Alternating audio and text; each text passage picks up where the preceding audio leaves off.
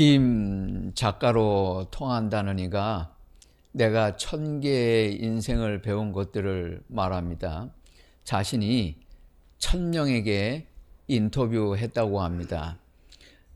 인생에서 가장 소중한 것은 무엇입니까? 오늘 밤 당신이 떠난다면 지금 무엇을 하시겠습니까? 질문부터가 상투적입니다. 맨날 하는 질문이잖아요. 사람들은 저마다 대답이 달랐다고 합니다. 사람들은 죽기 전에 더 못 본 것, 더 못 가진 것, 더 못 누린 것을 후회하지 않았다는 걸 미처 몰랐다고 합니다. 그러면 이 김 작가라고 하는 사람이 이제는 세상에서 가장 소중한 것이 무엇인지를 알았나요? 아니요, 여전히 모릅니다. 예수님을 믿지 않는 사람들은 한계가 있습니다. 세상에서 가장 중요한 것은 돈, 명예, 건강인 줄 알았는데 그게 아니었다고 합니다. 김 작가에게 들려줄 말이 있습니다. 그걸 이제 알았냐? 남들은 진작 알았습니다. 자기만 몰랐습니다. 사람들은 헛다리 짚습니다. 어떻게 사는 것이 의미 있는 삶인지를 대단히 깨달은 것처럼 말합니다. 무엇이 행복인지도 모르면서 남을 가르칩니다. 무엇이 사랑인지도 모르면서 말합니다. 무엇이 인생인지도 모르면서 말을 합니다. 미숙한 자가 성숙을 논합니다. 무엇이 참 행복인지도 모르면서 말을 합니다. 여러분, 정말 인생을 바르게 산다는 게 무엇입니까? 왜 괴테라야 합니까? 왜 그가 인생에 대해 하는 말은 설득력이 있습니까? 그가 30살, 40살에 말하지 않았기 때문입니다. 그가 50대 후반부터 81세까지 30년 이상 고민하고 말했기 때문입니다. 괴테가 쓴 명문의 문장입니다. 인생은 불멸의 어린 시절이다. 90까지 살아도 우리 인생 전체는 우리가 영원히 사는 삶에 비교하면 아무것도 아니라는 이야기입니다. 그러니까 한 30, 40밖에 안 되는 사람이 건방지게 가볍게 인생을 함부로 말하지 말라는 뜻입니다. 요한복음 8장에도 이런 질문이 있습니다.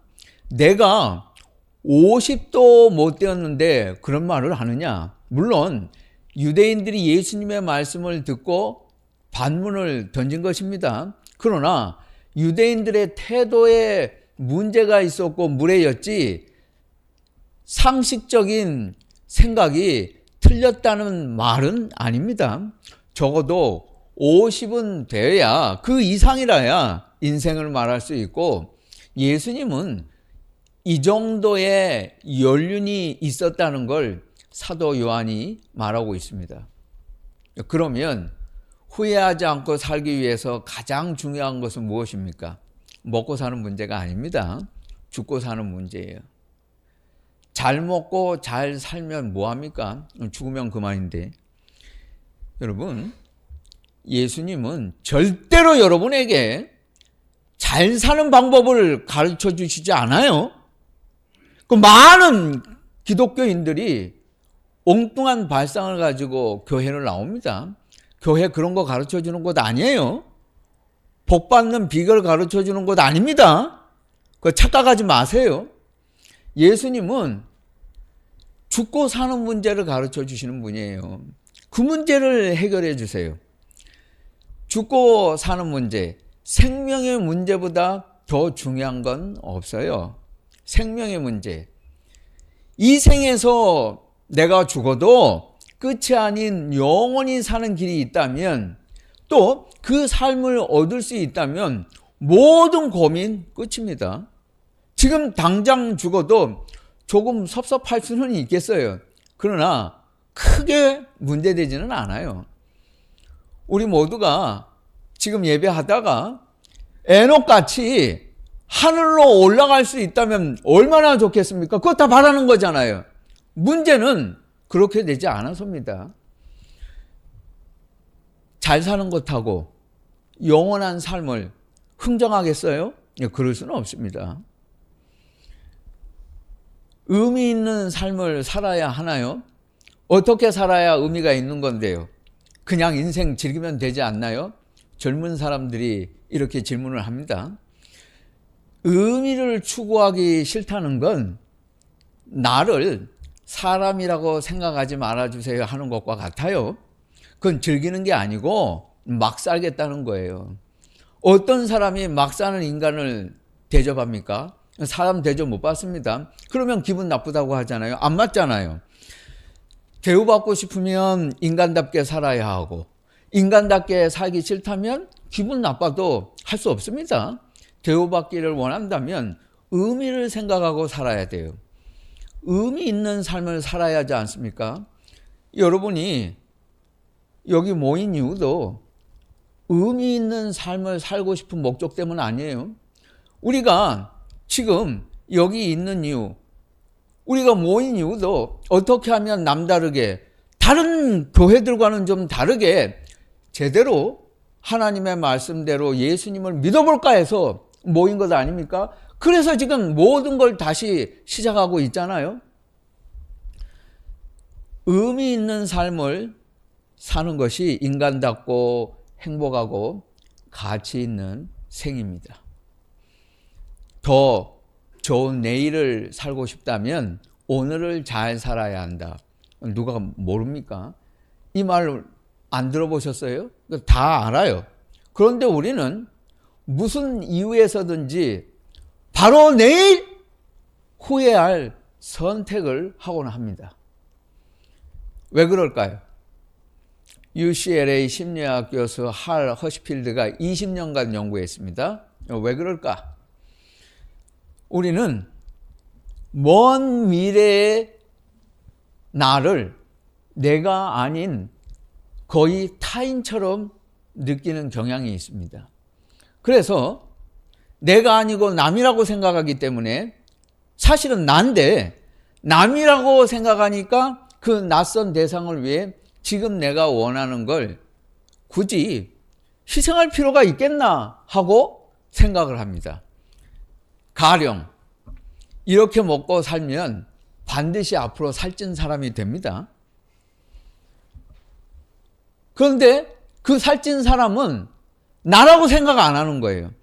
살찐 사람은 나와는 아무 상관이 없다고 여기고 지금의 나는 먹는 게 좋으니까 과식해도 된다고 생각을 합니다. 나중에 큰 병 얻고 나면 그때 가서야 식탐을 후회합니다. 어떻게 해야 하는가? 심리학 용어로 미래의 나, 그것을 미래 자아라고 합니다. Future Self, 전문 용어입니다. 심리학자들이 사용하는. 현재 나와 미래 자아의 심리적 거리를 좁혀라. 그 간격을 좁혀야 된다는 거예요. 그러니까 살찐 사람은 나야. 그걸 절감해야 돼요. 그걸 둔감하게 느끼는 사람은 안 돼요. 저게 바로 내 모습이야 하고 실감을 하라는 것입니다. 이렇게 살면 불행해지는 미래의 이미지를 그리면서 자주 미래의 나와 만나는 연습을 하라고 합니다. 그러면 내 삶이 개선되고 행복해질 수 있다고 합니다. 왜 우리는 살찔 것을 걱정하면서도 과식을 할까? 왜 우리는 건강을 염려하면서도 운동을 하지 않을까? 지금 심리적 거리를 좁히지 않기 때문이라는 것입니다. 내가 미래의 나를 자주 만나는 연습을 하면 지금의 내가 바뀐다고 하는데 한 가지 물어보겠습니다. 그렇게 잘 아는 사람이 지금의 내가 예수님을 열심히 믿지 않으면 미래의 나는 지옥 불구덩이 속에 있다는 건 몰라요? 남 이야기로 듣습니까? 그렇게 잘 안다면서 심리적 거리를 좁히라면서요. 그러면 예수 안 믿으면 지옥 간다는 게 그 남 이야기로 들어요. 그 지금 자기 이야기하고 있는 거예요. 여러분 이야기고 우리 이야기예요. 여기 앉아서 남 이야기로 듣는 사람 있어요? 그 이상한 사람입니다. 지금 당신 이야기하고 있는 거예요. 남 이야기가 아니고. 심리적 거리를 좁히라면서요. 미래가 불안하고 염려되면 하나님을 믿어야지 재테크하고 앉아 있어요. 그거는 심리적 거리를 좁히는 게 아니에요. 그건 멀리 하는 거지. 말씀을 듣고 지옥을 들으면서도 왜 예수를 안 믿을까? 그건 심리적 거리를 좁히지 않기 때문입니다. 왜 우리는 노후를 염려하면서도 당장 저축을 안 할까? 누가 저축할 줄 몰라서 안 해요. 돈 없으니까 못 하는 거지. 돈 남으면 있는 거 돈밖에 없으면 하지 말라고 해도 다 알아서 해. 보관할 데가 없는데 은행에 갖다 두지 그러면 집에 쌓아두겠어요? 돈 없으니까 못 하는 거예요. 그걸 말이라고 해. 안 하는 게 아니고 못 하는 거예요. 그러니까 미래에 잘하는 개념은 그럴듯하지만 그 진리는 아니에요. 미래의 나를 자주 만나면 내가 바뀔까? 인간 절대로 변하지 않아요. 인간은 하나님을 만나기 전까지는 절대로 달라지지 않는다는 걸 명심하고 살아야 돼요. 그런 일은 없어요. 그런 거로 오늘 전도서 말씀이 있습니다. 1절을 읽어보면 너는 청년의 때에 너의 창조주 하나님을 기억하라. 이 말씀을 읽고 청년에게 주시는 말씀으로 이해합니다. 하지만 2절을 읽어보면 해와 달과 별들이 어둡기 전에 기억하라. 이 말씀이 있습니다. 그 말씀은 지는 해 노년의 세월을 두고 하는 이야기입니다. 해와 별과 달들이 어두워지는 때 노년에, 그러니까 전도서 말씀은 청년과 노인 두 사람 모두에게 주는 말씀입니다. 기억하라고, 이것을 기억하라 3번 강조합니다. 더 젊을 때에 창조주 하나님을 기억하라. 더 늙기 전에 창조주 하나님을 기억하고 살아라. 3절 집을 지키는 자들이 떨고 힘이 있는 자들이 구부러지고 창으로 내다보는 자가 어두워진다는, 팔과 다리와 눈이 약해진다는 말씀입니다. 인생의 덧없음을 느끼는 때가 있을 것이라는 암시입니다. 4절 음악하는 여자들이 쇠하여질 것이요. 이 말씀은 왕년에 나갔으면 뭐하냐, 노래 못 부를 수 있을 때가 있다는 걸 알라는 말씀입니다. 셀링 디안이 강직인간 증후군을 지금 겪고 있습니다. 사실 저는 친구들도 성악하는 사람도 있지만 제가 제발 목소리 좀 바꿔봐라 그런 이야기를 해요. 왜냐하면 교수라면서 뭐 서울대 성악과 교수면 뭐예요? 목소리가 나빠. 발성법만 익혀가지고 기술적으로 배에서 올려가지고 소리 내는데 꼭 멱다는 소리. 우리나라 성악가들은 왜 그래요? 셀링디안 이 사람은 고음을 올려도 그냥 자연스럽게 올라가. 그게 듣기 좋은 소리예요. 그 재능이 있는 거잖아요. 그런데 강직인간 증후군에 걸렸습니다. 몸 전체가 서서히 굳어가고 있어요. 노래 못 부릅니다, 이제. 이 사람이 이렇게 될 줄 누가 알았어요? 자기도 몰랐습니다. 물론 병은 오래전부터 진행이 되었지만 이제 구체적으로 증상이 나타나기 시작을 했어요. 여러분, 힘이 있을 때 찬송가 열심히 부르세요. 오래오래 소리 질러도 괜찮아, 찬송가는. 우리 교회에서 안 집사님 찬송가 제일 열심히 부르시잖아. 본 받으셔야 돼. 부흥회 인도를 하러 가면 제가 가급적이면 안 가려고 해요. 그리고 저희 교회가 안정이 될 때까지 앞으로 한 5년, 10년은 제가 될 수 있으면 바깥을 안 나가려고 해요. 근데 제가 이전에 부득불 갈 데가 있어서 약속을 하는데 가면 두 가지의 교회가 있습니다. 인간적으로 그렇다는 겁니다. 생각하면 어떤 교회는 가면 교인들이 얼굴 표정이 어두운 데가 있어요. 정말 그래요. 앉아있는 사람은 몰라도. 그런데 어떤 교회는 가면 별 소리 하지도 않았는데 열심히들 웃고 좋다고 그러고 뭐 묻는 것도 많아. 그러면 다르잖아요. 그런 교회는 부흥하는 거예요. 두 번째, 어떤 교회는 가면 부흥해야 한다 그러면서 찬송가를 교인들이 우물우물 부르요. 안 부른다고요. 그런데 어떤 교회 가면 찬송가를 우렁차게 불러. 그러면 저도 목소리에 힘이 있고 편하잖아요. 우리 교회에서 늘 감사한 건 찬송가를 너무 열심히 부르니까 늘 제가 기도할 때마다 정말 감사해요. 힘이 딸려서 찬송 못 부를 때가 있어요. 지금 열심히 할 수 있을 때 부르세요. 5절에 보면 메뚜기도 짐이 된다는 재미있는 말씀이 있습니다. 힘이 없어서 모든 것이 귀찮아질 때가 온다는 말씀이에요. 6절에 은줄이 풀리고 그랬습니다. 그 은줄은 척추를 말합니다. 그냥 한글 성경 읽으면 모를 수 있어요. 나이 든 사람 머리, 하얀 머리, 은발이라고 그러잖아요. 은색이라고 그러잖아요. 실버. 그러니까 똑같은 거예요. 그러니까 나이 든 사람의 뼈는 은줄이라는 겁니다. 척추, 건강도 소용없다는 거예요. 전도서 오늘 본문 말씀 12장 8절은 결론입니다. 다시 전도서 1장으로 돌아가서 말을 해요. 처음 부분에 있는 말씀을 다시 반복합니다. 인생은 결국 헛되고 헛되도다. 그런데 이 말씀 때문에 전도서는 허무주의다. 이거 잘못 알고 있는 말씀입니다. 전도서는 비관적인 허무주의를 말하는 게 아니에요. 하나님 없는 인생이 헛되고 헛되다는 것입니다. 이것을 사람이 너무 깨달아도 늦다는 거예요.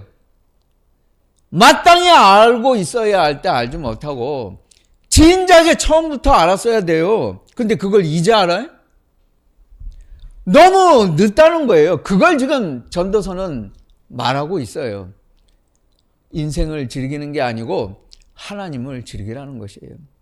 여러분, 이 세상 별것 없어요. 한 가지만 잘하면 돼요. 그러면 성공하는 거예요.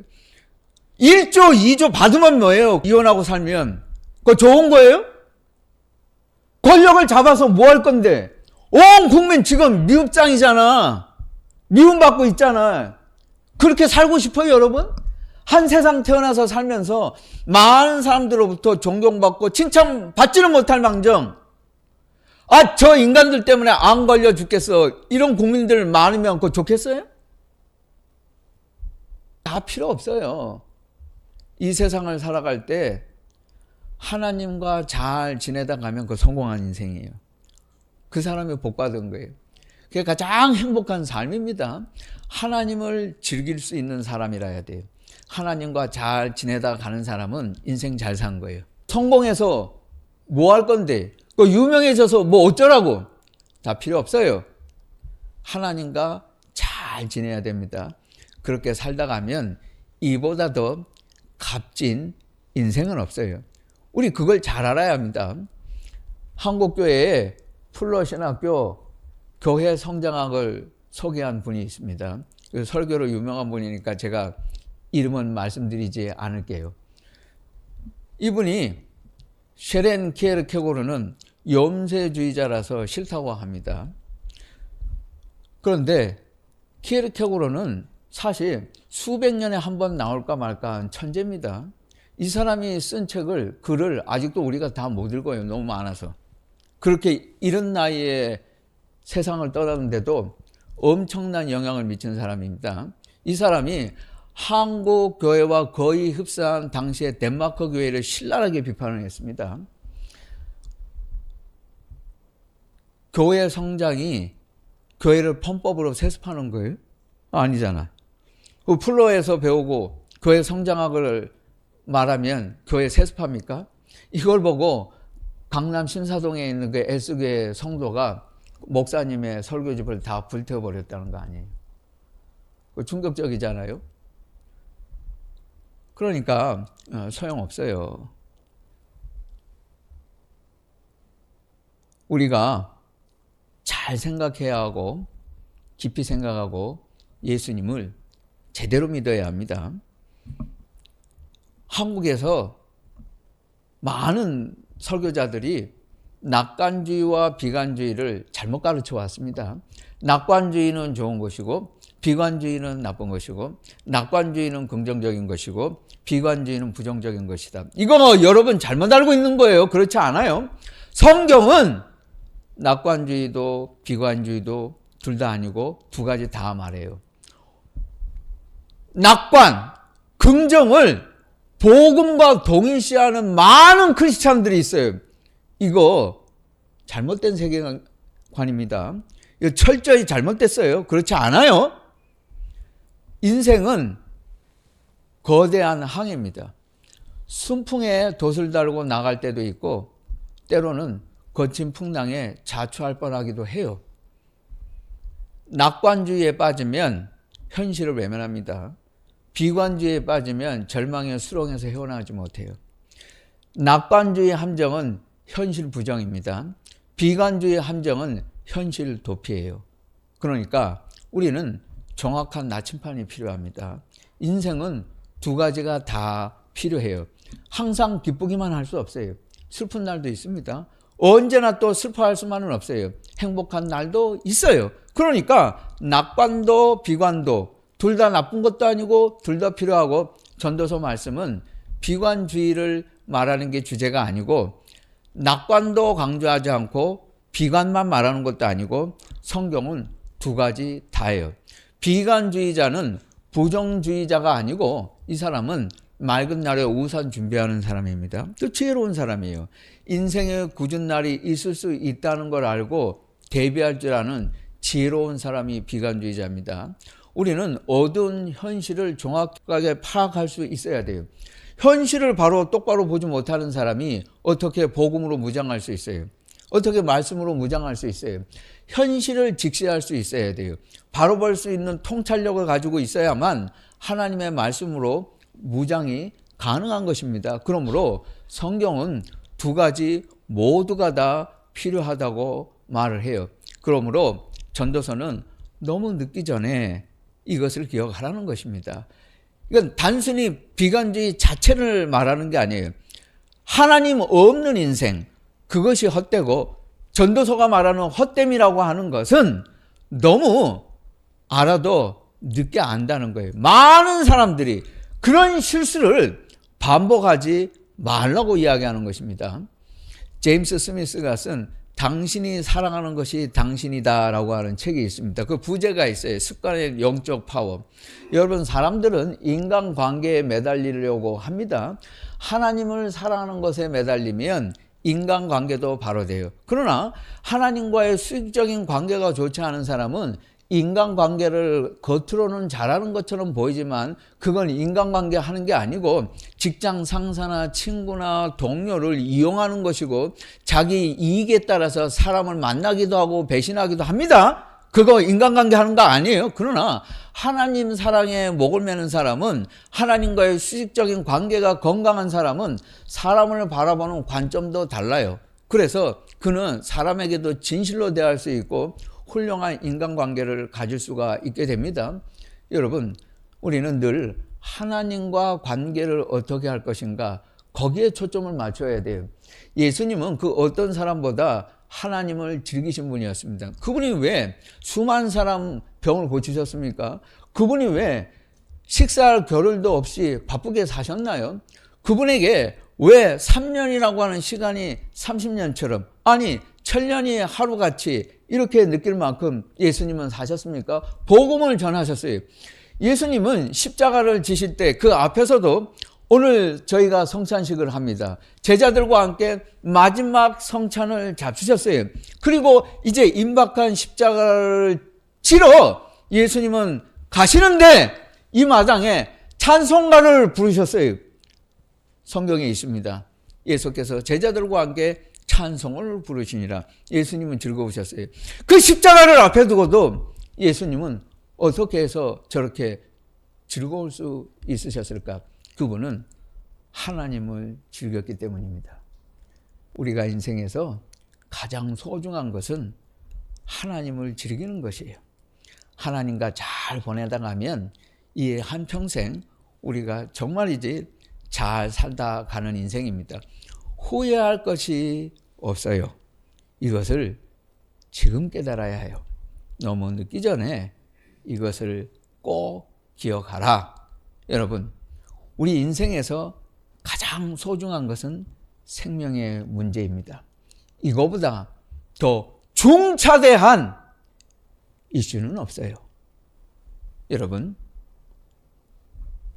나의 삶을 하나님께 드리세요. 그분께 내 일생을 걸어보세요. 내 인생이 어떻게 바뀌는지 모험을 한번 해보세요. 하나님은 틀림이 없으신 분입니다.